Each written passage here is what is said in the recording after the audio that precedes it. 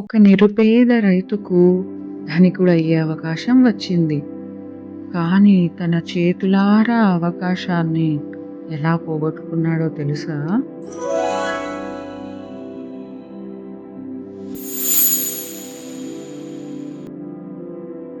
ఒక ఊరిలో ఒక పేద రైతు ఉండేవాడు.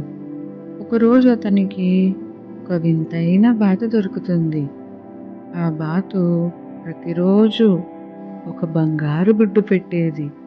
ఆ గుడ్డును బంగారు వ్యాపారికి అమ్మి రైతు తన కుటుంబాన్ని చాలా సుఖంగా పోషించేవాడు. కొంతకాలానికి రైతుకు రోజుకొక గుడ్డు సరిపోలేదు. ఇంకా ఎక్కువ కావాలని అతనికి అత్యాశ పెరిగింది. అప్పుడతను ఈ బాతు కడుపులో ఇంకా ఎన్ని బంగారు గుడ్లుంటాయో వాటన్నిటినీ ఒకేసారి తీసేస్తే నేను రాత్రికి రాత్రే కోటీశ్వరుడినయిపోతాను కదా అని ఆశపడ్డాడు. వెంటనే ఒక కత్తి తీసుకొని ఆ బాతు కడుపు కోశాడు.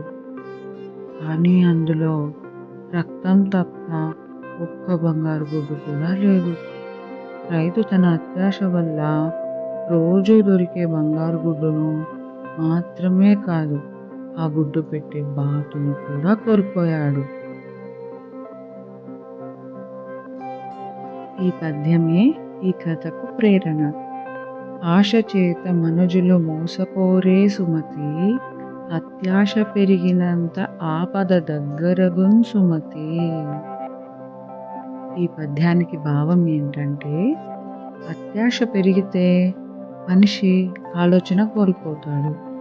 ఎక్కువ కావాలి అని తొందరపడితే చివరకు ఆపదలో పడతాడు. గుర్తుంచుకోండి, అత్యాశకు పోతే మనకు ఉన్నది కూడా పోతుంది. మరొక మంచి కథతో మళ్ళీ కలుద్దాం. మరిన్ని కథల కోసం ఇప్పుడే సబ్స్క్రైబ్ చేసుకోండి.